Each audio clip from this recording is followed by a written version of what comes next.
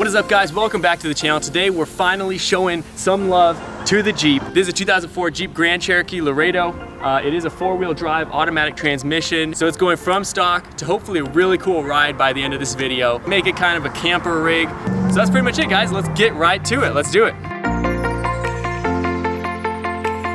So as we start upgrading the Jeep, let me just show you guys the people who made me kind of jumpstart this project. I've been wanting to upgrade the Jeep for a bit, but Nanda sent me a Zeus Vehicle Health Monitor Mini. So Nanda is actually giving these away. Basically, you just pay shipping as part of their Drive Safe campaign that they are doing. So let me just show you guys really quick. And I think this is pretty cool. They actually don't put the thing together for you. They let you see the Nanda chipset that they put in here, which is, I think, really cool. So you just take it out of the packaging, of course, just throw that over there, throw it all over there. So then when you're done admiring the chipset they put in there, you just put it together like that. So let's plug this bad boy in here. All right, so the box has their QR code on it for the app. This is just the main screen. You can also track your mileage on this, and it actually auto exports your mileage and the trips and everything that you take. It actually does also compile IRS like tax forms and whatnot based on your mileage. So that is pretty cool. All right, so it says to start the car and leave it running throughout the installation. Okay, plugged it in, I pushed pair now, and you guys can see there, it has paired successfully. So let's see how it does. Let's see what it does. All right, so let's go to the dashboard. It is currently reading. All right, let's run the first scan. Okay, so it's scanning right now.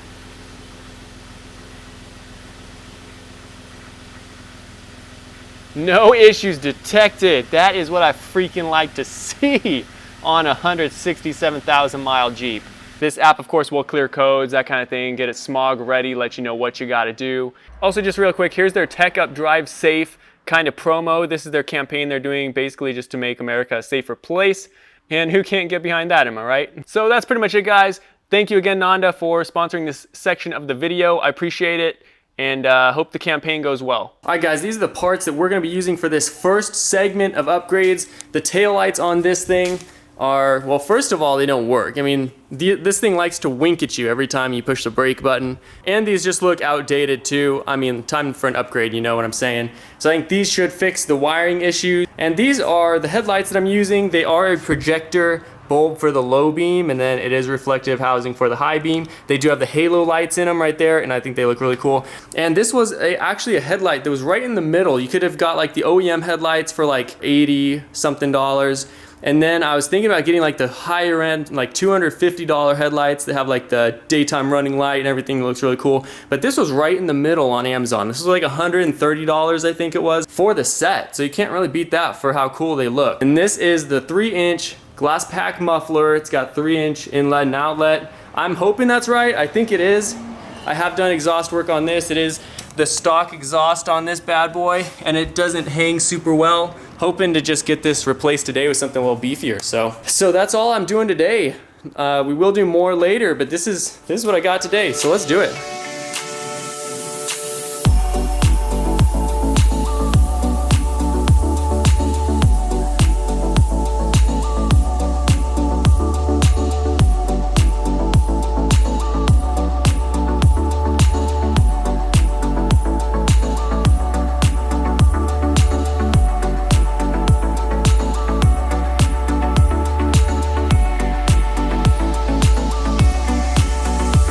These did not come with the wiring diagram, but I figured out it was a 50-50 chance how to get these LEDs running. So these lights come not wired in, these little LED lights on the side that look really cool, but they don't come wired in. The green is running light wire, the black is ground wire. So I had to splice the white one to the green, and then the black ones to the black, and the LEDs worked. So I'm super happy about that, but you guys can see how old-fashioned these look compared to these. These look really cool. So I'm happy with them.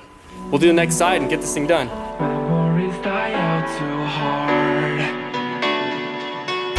We were traveling the mountains just to find the loudest tease.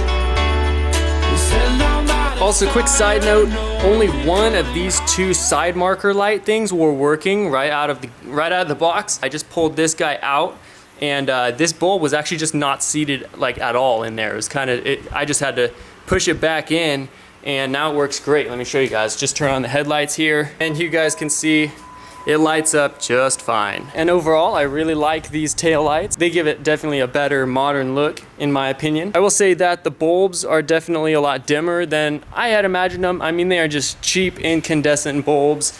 You guys can see them in there. They are nothing special. I'll definitely upgrade them to LED regardless.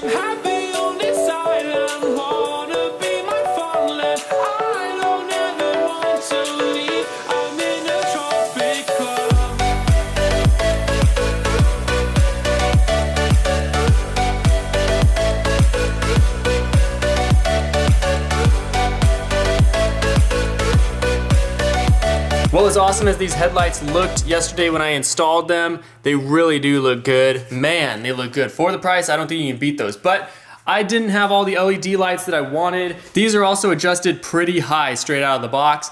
So if I come over here, you guys can see they're shooting pretty high up there. So I do have to angle those down, and I ran out of little splicers to make the LED ring lights actually light up. And there's actually some LEDs over here, running lights, that are also not spliced in as well. So I had to go run to the store and get those. So that's what I'm doing. All right, boys, so I have the executive decision to make whether the halo LEDs blink with the turn signal or if they stay on the entire time. There are 3 amber LEDs here that you guys can see. This one and the one on the very end, they flash intermittently with the turn signals. This one in the middle stays on. I've made the executive decision to keep the halo lights on at all times. I don't want it to flash with the turn signals. I think that would look a little bit DIY. I just gotta splice these wires in. These headlights, by the way, are, they just have wires running for a lot of stuff. The halo LEDs are not plugged in, unfortunately, straight out of the box. So I'm gonna use some wire T-tap splicers. Those in the past have worked really well for me, and I know I can solder these and I have no problem soldering them, but I think it's gonna be quicker, and I think it's gonna be just fine T-tapping these, so that's what I'm gonna do.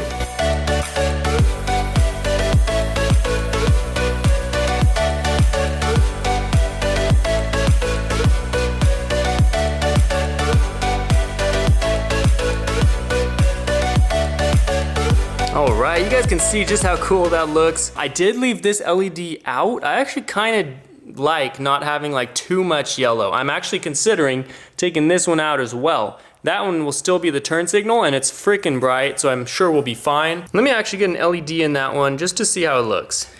Ah, classic hyper flash. I think I know what I'm doing, because as I always say, when in doubt, let the car figure it out. All right, let's continue on. That one is fully installed. Let's move over to this side. You guys can see the difference. Non-halo lights and halo lights. It looks amazing.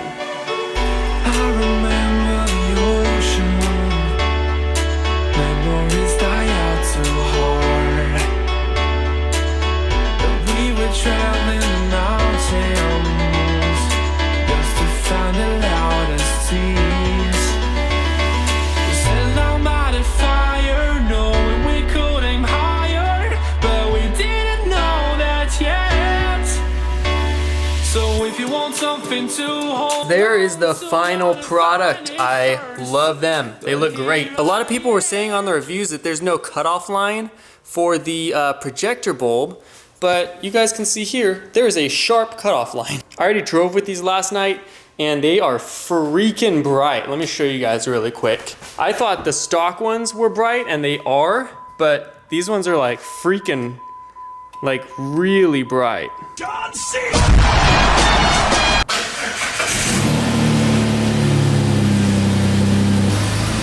All right, boys, so here comes the fun and not so fun part. Hopefully it's not too bad, but I'm gonna take this exhaust off. This is the stock exhaust. I made an oopsie. I ordered this muffler. It's a 3-inch outlet and inlet. The 2004 Jeep Grand Cherokee is a 2.5-inch exhaust pipe. So, so I had to get a couple adapters for it. I think this will make it actually sound a little bit deeper than the 2.5-inch one would have anyway, but it honestly wouldn't make much of a difference, I don't think. I just made a mistake, so I worked with what I had. I will say that the auto parts store did not have very many any 3-inch pipe fittings or anything. 2.5 inch is so much more common than this, but it looks like it's gonna work. I also got some exhaust clamps here and a hanger strap, so I can, yeah, we'll see if it'll work. I've been laying under palm trees, waiting for the summer, knowing there's nowhere to go. 'Cause I am happy on this island, wanna be my farmland. I don't ever want to leave, I'm in a tropic club.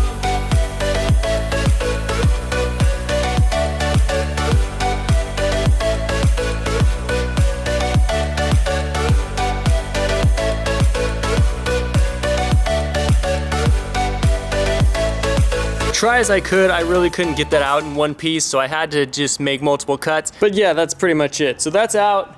Now we gotta put this bad boy on. We'll see how that goes. I have really no game plan yet, but we're gonna just work with it as it comes. My pipe is definitely gonna be bigger than yours after this.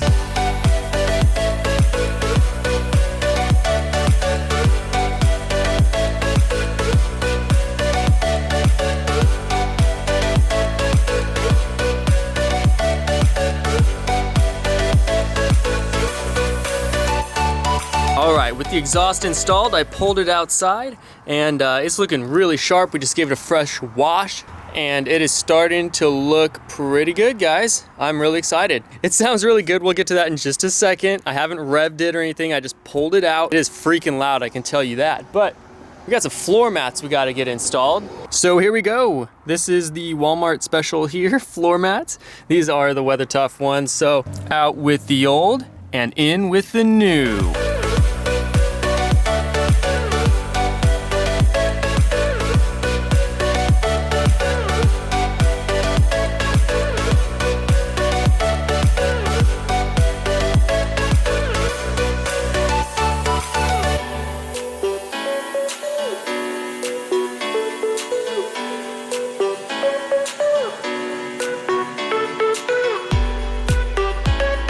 Nothing like a fresh paint job to make this thing really come alive. I used some bed liner black on this thing. You guys, if you walk up here, you can see the texture. It's a bed liner, so there's like a gritty texture to it. It makes it look really rugged, and I really like the look. It looks like a dark gray. It's kind of a matte black. Let me fire this thing up for the first time for you guys and back it out. There's some stuff we need to clean up, so let's get to it. I'm gonna hand the camera over here.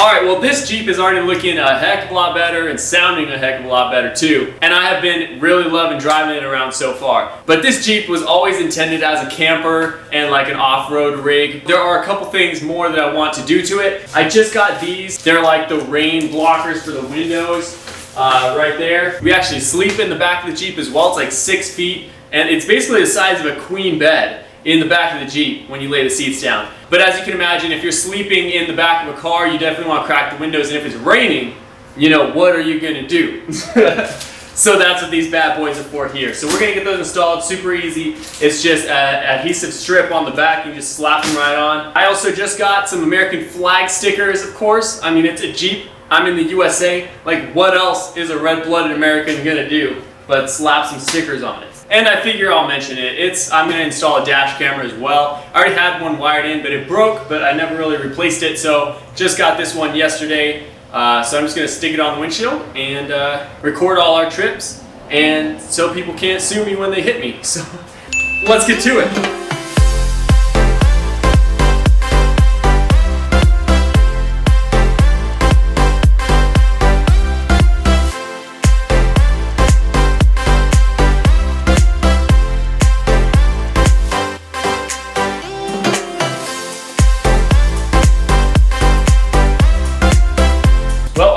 re-adhesive this. This whole strip right here completely ripped off the adhesive. Like there's one little tacky part right here, but that's it. eBay stuff, guys.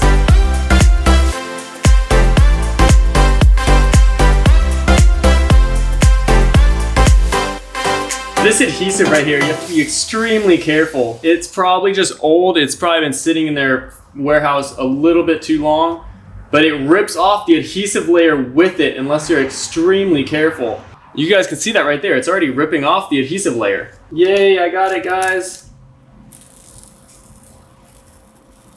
Okay, wow. That's not how you're supposed to install it, but okay.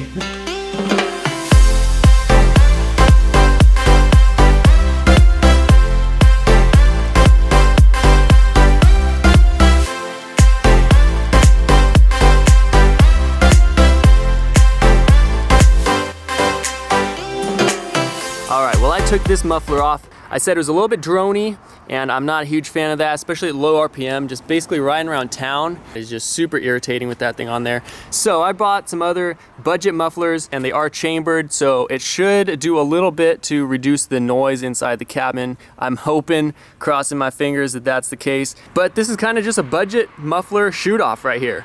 So we got like a larger one. I think there's a 2-chamber, there's a 1-chamber. Then this is just a straight through glass pack. Again, this one was super droney. This will probably be the same story. Hopefully this is tame enough, but it still has like that deep sound to it. Guess let's get this one on there and see how it sounds. All right, well, I just put that on there temporarily just to see how it sounds. Young Swag is out here, she's gonna film. Anyway, she's out here, she's gonna film. I'm gonna start this thing up. I assume it's gonna be freakishly loud still, but we will see.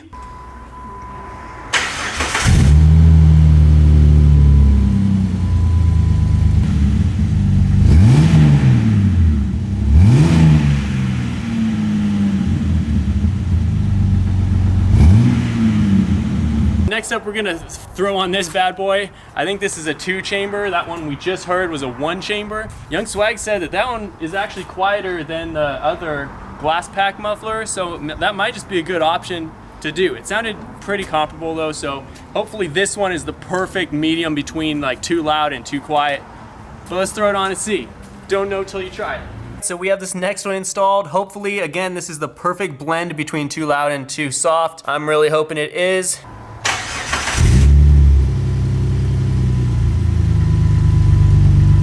I think this is definitely it. Yeah, I think this is definitely it.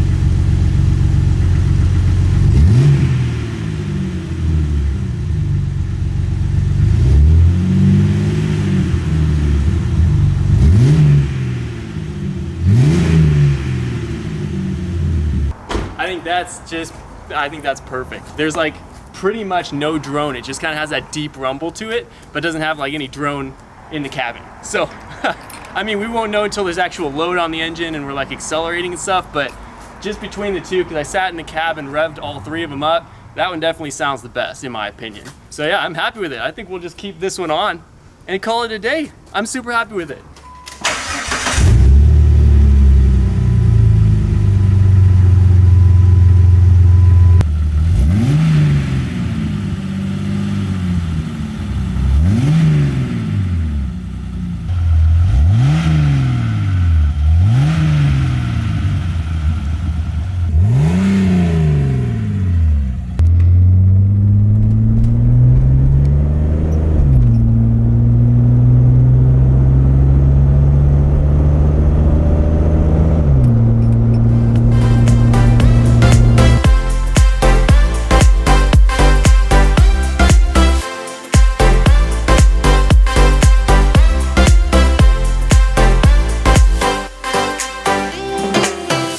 Alright, well here it is in its complete form. So as a recap, what we did, we gave it some new headlights, we gave it some new tail lights, we painted the lower half of the Jeep with some pro grade bed liner, we put on a new exhaust, which has yet to be finished, yes. We of course slapped some flags on there, and we also added some rain guards to the windows. The new headlights, yes, are projector bulbs, and yes, they are amazing. They freaking destroy it at night. They light up everything. These headlights also have the little side markers here, and That's a nice dent that I still got to repair right there, boys.